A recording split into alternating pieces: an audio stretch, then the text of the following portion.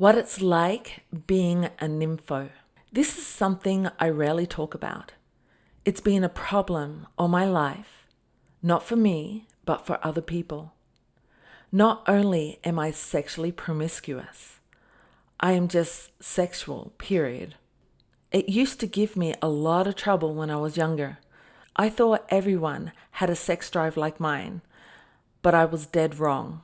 I was constantly told to get my mind out of the gutter and stop being sex crazy.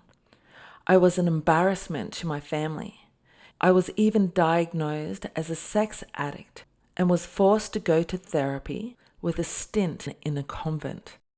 You are listening to the Mistress Code. I am RacyWilde. I had to learn to hide my desires so people would leave me alone. But as a tomboy, I found refuge with my bro group. I was so good at football, soccer, that I was put on the boys' team.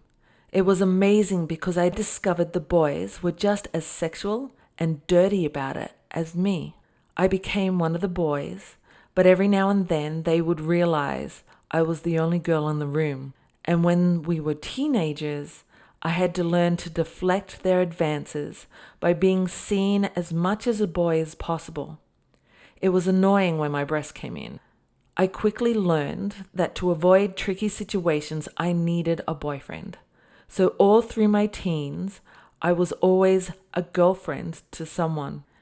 It was rare that I didn't have a boyfriend, because when I broke up with one, there was always 10 other boys waiting. Most people think a nympho sleeps around, but no. I am loyal to the grave. If I make a fidelity commitment, I never break it. But I've rarely made that sort of commitment. And I think when my boyfriends or my partners have wanted me all to themselves, they kind of regret it because they overestimate their own sexual needs. Some of them couldn't keep up with my sex drive. It is just better all round to let me loose so I don't drain my partner to death. As I've gotten older, I've been able to control it more, and there has even been long stints of no sex at all because of fucking fidelity commitments. Now, I can hold off for a while, but it's hard. And sometimes when I finally have sex again, I get into a ravenous sex frenzy and just need more and more and more. I know that some of my followers have read me over the past years and might recognize some of my nympho antics. Consecutive boys in one night, at a bar on Three Kings Day at a club.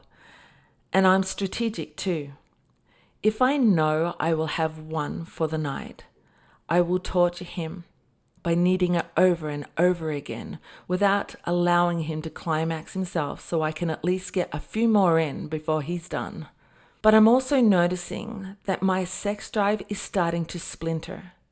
It's not always that clitoral horniness anymore, but I get emotional and mental horniness, which I must say is more dangerous. When the horniness can't be satisfied physically, it can go on for days. I want it and I need it, and no amount of clit, G-spot, squirting, or pegging can satisfy it. I exhaust myself, but my need is still there. It is a blessing and a curse. Sometimes I wonder how I got like this. I imagine the male sex drive chromosome got spliced into my girly ones. But perhaps I have also fed my drive. It thrills me that I am like this. I do love boasting about it and watching the wow explosion inside men's heads.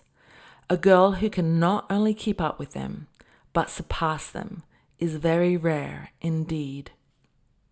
This is just a basic introduction to my Sex Kitten lifestyle.